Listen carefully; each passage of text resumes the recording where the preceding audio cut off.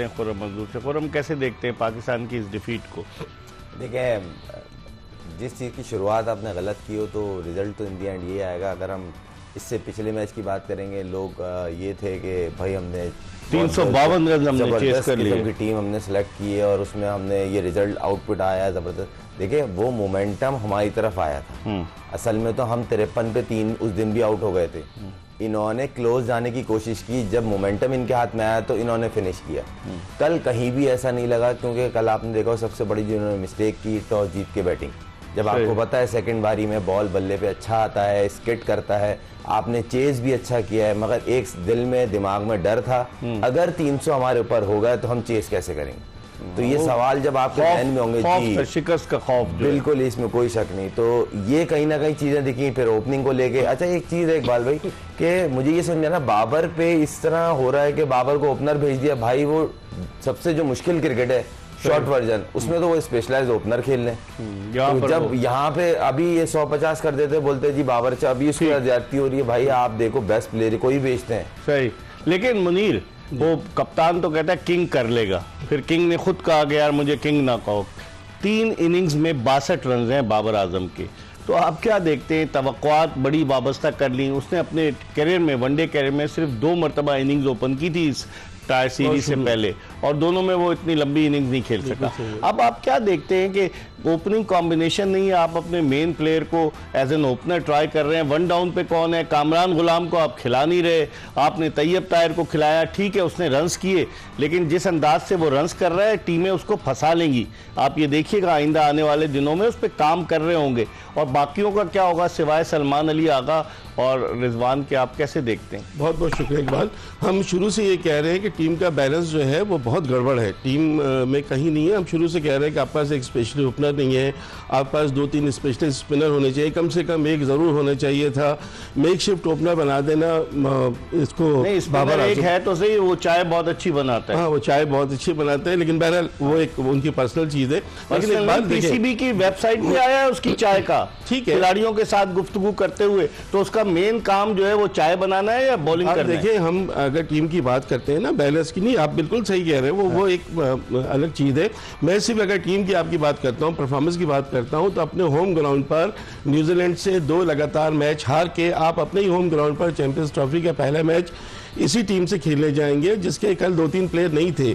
Matt Henry नहीं थे, लोकी Ferguson नहीं थे, रचिन रविंद्र नहीं थे। वो जरूर आएंगे प्लेइंग 11 में, लेकिन विल ओ'रॉर्क ने जिस तरह की बॉलिंग की है, मिचेल सेंटर को देखे, उनकी इकॉनमी देखे, 10 ओवर में 20 रन और 2 विकेट। बहुत ही बैलेंस टीम है उनके पास। डेरिल मिचेल, ग्लेन फिलिप बहुत अच्छे ऑलराउंडर है। विलियमसन सेंचुरी बना के फॉर्म में आ चुके हैं, ग्लेन फिलिप ने सेंचुरी बनाई है।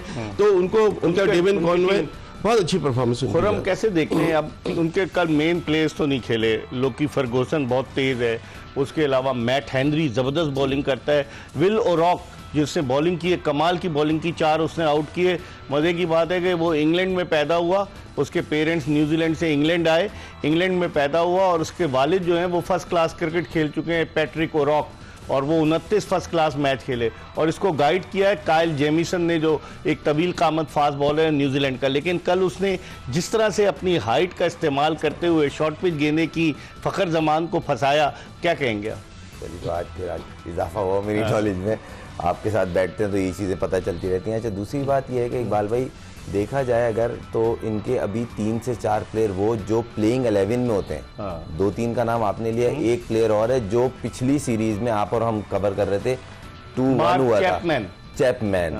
सिंगल हैंड वो प्लेयर ऑफ द सीरीज बना था और इनको जिता के लेके गया था। अभी वो भी नहीं खेला, फिर फर्गसन नहीं खेला। आप ये देखें उनकी कैलकुलेशन, उनका होमवर्क कितना अच्छा था। फकर से जिस तरह रन पड़े, और कल जो उसको जिस एरिया में फकर को बॉलिंग हुई है, आगे से जो इनकमिंग बॉल है फकर उस पर स्ट्रगल करता है। वो उसने एक शॉट भी मारी, deep square leg catch drop हुआ, मगर उन्होंने वो जगह छोड़ी नहीं और वहीं आउट हुआ है फकर।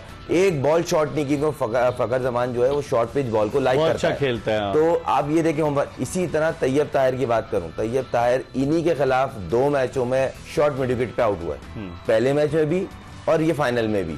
और कहीं ना कहीं हार्ड लेंथ पे उसको वर्क करके आए थे कि with in stump hard line को हिट करना है, ये मारता है और ये आउट होगा। मारता है। और ये देखें आप, अगर उसको बैक किया जा रहा है, 8 मैच में कल के 33 मिला के 100 रन है उसके, हाँ, तो पहले 3 वनडे खेला था, तो कौन है उसको सेलेक्ट करने वाला? यही तो बोल रहा हूँ, बहुत सारे सवाल हैं शान इकबाल भाई। खुशदिल शाह, उसको एडजस्ट करने के लिए आप बाबर को ओपनर भेज रहे हैं, एक स्पिनर ड्रॉप कर दिया। अरे भाई, T20 बांग्लादेश लीग में परफॉर्म करना और इंटरनेशनल में परफॉर्म करना, आप खुशदिल को एडजस्ट करने के लिए, फहीम अशरफ को एडजस्ट करने के लिए आपने एक स्पिनर जानबूझ के शॉट किया, फिर एक ओपनर। मुझे ऐसा लगता है, ये मेरी राय, हो सकता है गलत हो, इमाम बेस्ट चॉइस था। अब्दुल्ला शफीक वो आप ट्राई कर चुके हैं, उसका आउटपुट इतना अच्छा नहीं आया।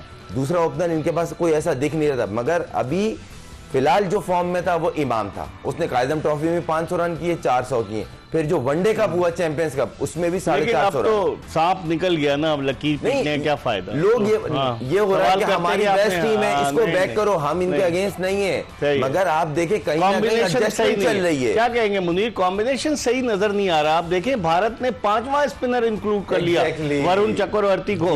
हमारे पास एक अकेला बेचारा अबरार है, कल भी उसकी पिटाई हुई, 60 से ज्यादा रन दिए, एक मैच में उसने 2 विकेटें ली। और क्या वो अकेला पाकिस्तान की स्पिन बॉलिंग का बोझ अपने कंधों पे उठा पाएगा? देखिए इकबाल, अभी इंडिया की आपने बात की, इंडिया ने 5 T20 में से 4 जीते और फिर 3 वनडे में से तीनों वनडे अगेंस्ट इंग्लैंड जैसी मजबूत टीम को बिल्कुल चारों शानिचेद कर दिया।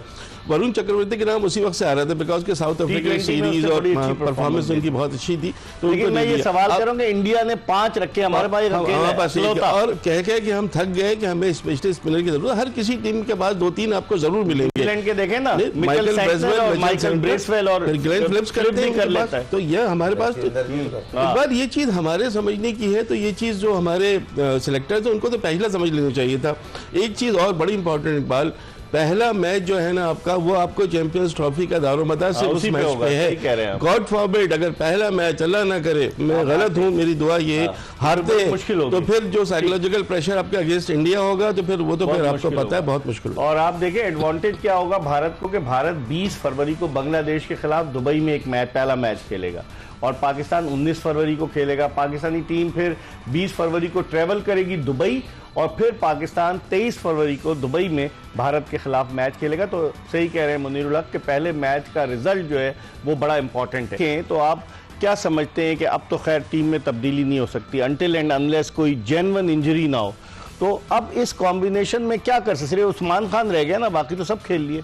देखें इकबाल भाई, अब आप किसी चीज़ को डिस्टर्ब करके फिट इन करने की कोशिश करें किसी को, तो फिर रिजल्ट की उम्मीद ना लगाएं, और अगर इत्तफाकन रिजल्ट अच्छा आ जाए तो उस पर ज्यादा एक्साइटेड ना हो। हसन अली क्या ट्वीट कर रहे हैं? वो 20वीं सेंचुरी की कर रहे थे कि बाबर 20वीं सेंचुरी स्कोर करेगा। हाँ, तो वो तो 62 रन उनको नजर नहीं आए 3 इनिंग्स में। बस ऐसी हो, दोनों ने तो बोला भी था ना पॉडकास्ट में बैठ के किंग कर लेगा, तो वो तो बेचारा खुद परेशान में, वो प्रेशर में, अंडर प्रेशर है। बाबर ने बोला, और मुझे अच्छा लगा ये चीज, उसने बोला ये किंग विंग आप बोलना बंद करें, अच्छी चीज है, वो क्रिकेटर है, बहुत अच्छा क्रिकेटर है, मगर एक फेज आया हुआ उसको उससे निकलना। कप्तान भी तो उनको किंग बना चुके हैं ना। अब वही गलत है ना, ये प्रेशर बिल्ड हो रहा है उस पर। आप एक प्लेयर को उसको बैक करते हैं ना कि उसको और उसको हवा में चढ़ाए जा रहे हैं, वो अकेला है, मतलब अकेला है। 11 बहनों का इकलौता भाई है वो। एक और चीज देखने में आ रही होगी, जो प्लेयर आ रहा हो वो सीनियर हो या पहला दूसरा मैच खेला हो, वो प्रेस कॉन्फ्रेंस में आके उसका मैनेजर बन के उसको बैक कर रहा है। हाँ, ये भाई आप अपने बारे में बात करो। वो हमेशा बाबर की बात करते हैं, ठीक है, ये समझ नहीं आ रहा ये नया। एक जुमले में बताएं, फिर माजिद भट्टी भी लाइन पर है। आप क्या समझते हैं, दबाव बढ़ता नहीं जा रहा बाबर आजम? दबाव बढ़ रहा है इकबाल, इसलिए कि 27 टेस्ट इनिंग्स और 21 वनडे इनिंग्स हो गई है, उनकी कोई सेंचुरी नहीं है। अच्छा, तो प्रेशर तो पड़ रहा है उनके ऊपर। अब वो देखते हैं कि कब वो सेंचुरी बनाते हैं।